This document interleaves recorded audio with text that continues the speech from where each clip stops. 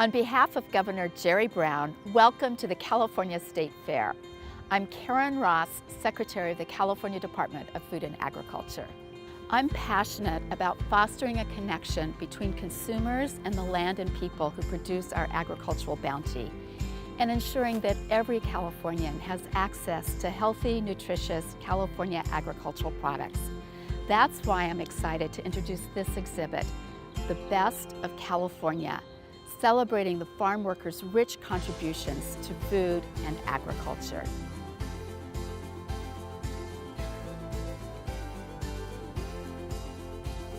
The immigrants have always played an important role in agriculture in the state of California and actually throughout the United States. These are farm workers who do some of the most difficult work under the harshest of conditions. It wouldn't happen without those people who do the hard work. With the farm workers, we come to them constantly and we just talk about the importance of their work, that they are professionals, that they are skilled at what they do.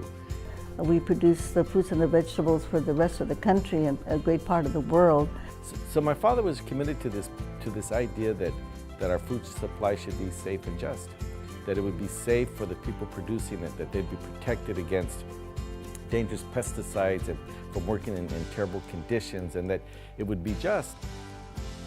Pues mira, mi papá le daba mucha pena recibir el reconocimiento personal, porque él supo que su trabajo pues no hubiera sido posible si no fuera por el sacrificio de mucha gente, sacrificios grandes y gente que perdieron sus casas y algunos que perdieron su vida. Well, you know, back in the 1960s, really the agricultural laborers were different from the folks that harvest our fruits and vegetables today. I mean, you had Filipino farm workers and folks from Mexico, a lot of folks that had really migrated during the Dust Bowl days to come here to work in agriculture. So there was a large population of Anglos, African Americans, all came together, Arabs, all came together to really work in the agricultural fields here in this state.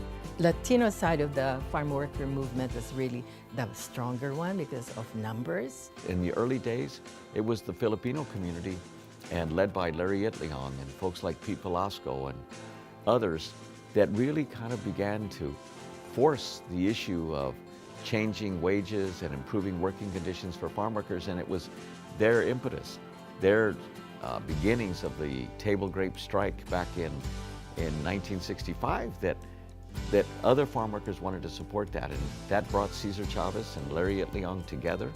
When Cesar Chavez agreed to join, and they were a bigger force, you could really feel the excitement and the movement of the strike, because that started in September 8, 1965.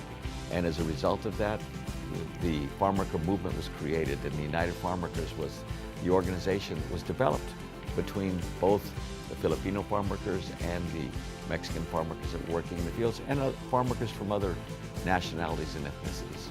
And together, that beautiful collaborative movement where folks stood shoulder to shoulder and side by side from different communities, but with one goal, to achieve justice. That really did a lot to keep the movement together and strong, and to have faith that being together, you know, if you know, si se puede, anything can be done if you're together. That became one of the most successful movements ever, and it was because of that collaboration, of that unity, of that common goal, of folks from different backgrounds, but committed to a common goal. So, you know, that story to me is really important to be told, and you know, I get chills every time I tell it, and I hope that kids will as well, young people, our students. It's required to be taught in our public schools. So, you know, every child, whether you be Filipino or Latino or any other ethnic background, will read about it, and I believe will be inspired by it to show that, to learn that you and know that you can change your world when you're committed to justice and fight side by side with other like-minded folks. So there's been many protections and benefits that farm workers have won as a result of the work of my father and others in the farm worker movement. California is the only state in the country that has protections for farm workers who want to bargain collectively with their employers. In 1975, Governor Jerry Brown signed the Agricultural Labor Relations Act, providing workers that benefit. The farm worker overtime legislation, which the Farm Workers Union and the farm workers will tell you they were fighting for decades, was a historic achievement last year, and one which I think in my career I can't imagine matching. And we want to continue to make sure that there are fair wages and safe working conditions and an opportunity for retirement security and access to health care for our farm workers. These are farm workers who do some of the most difficult work under the harshest of conditions, in the heat, with some limited access to water at times, and if anyone ever has any doubts, go try it yourself. It's backbreaking, grueling work. One of the great things that the Farm Workers Union did was to change that image of farm workers, to show that these are very good, hard-working people that put the food on our table every day. I think all of us understand that we need workers to pick our food. California is an amazing state, and we actually treat our farm workers with more dignity and respect than any other state in the nation, probably any other place in the world.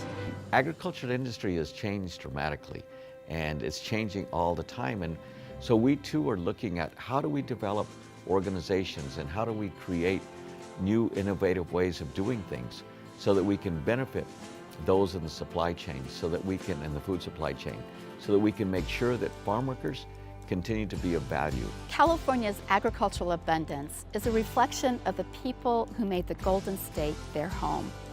In the process, they brought their agricultural heritage with them.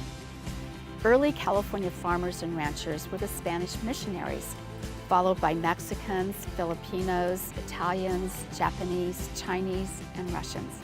Today, nearly every nationality is represented in California agriculture. Cada día que van a sentarse a comer, que miren la comida y piensen ustedes, denle las gracias a los campesinos que están haciendo trabajo para poner esa comida en su mesa, ¿no? Y darles el apoyo que ellos necesitan para que ellos también y sus familias pueden tener una vida cómoda, así como muchos de los que están mirando este video, y así como tenemos que apoyar a nuestros campesinos, respetarlos y hacer todo lo que podemos para que ellos también puedan tener una vida segura y buena. Gracias.